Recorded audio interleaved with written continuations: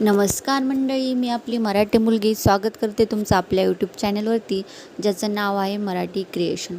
चला तर मग मंडळी, आजच्या कथेला आपण सुरुवात करूया. गावाचं नाव होतं पिंपळगाव. छोटंसं, शांत आणि हिरवंगार. गावाच्या शेवटी एक प्रचंड मोठे जुने वडाचे झाड होते. लोक म्हणायची, त्या झाडाखाली संध्याकाळनंतर जाऊ नका. कोणी का कसं काहीच ठाऊक नव्हतं, पण भीती मात्र सांगण्या पलीकडे होती.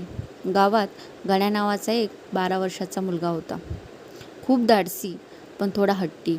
एक दिवस त्याच्या मित्रांनी त्याला चिडवलं, तुझ्यात दम असेल ना तर वडाच्या झाडाखाली जाऊन दाखव.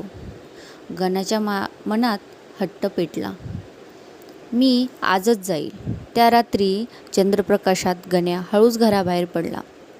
गण्या झाडाजवळ पोहोचला. हवा अचानक थंड झाली, पानं हलू लागली आणि अचानक त्याला कोणीतरी हाक मारल्यासारखं वाटलं. गण्या! तो घाबरला, पण मागे फिरला नाही. झाडाखाली एक जुनी मातीची मूर्ती होती आणि बाजूला एक तुटलेली घंटा.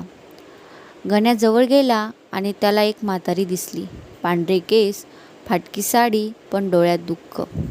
ती म्हणाली, मी इथं अडकले आहे, मला मुक्त कर. गण्या जरा थरथरलाच. तुम्ही कोण?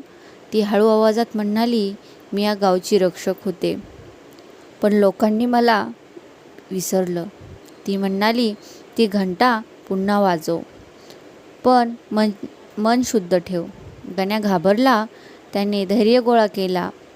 त्याने घंटा वाजवली आणि घंटेचा आवाज झाला टन, आणि क्षणात सगळं बदललं.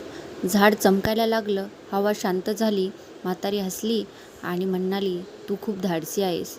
ती हळूहळू अदृश्य झाली. दुसऱ्या दिवशी गावात बातमी पसरली, वडाचं झाड आता शांत झाले. भीतीच्या मागे नेहमी एक सत्य. तर मंडळी, तुम्हाला कथा कशी वाटली नक्की सांगा. धन्यवाद.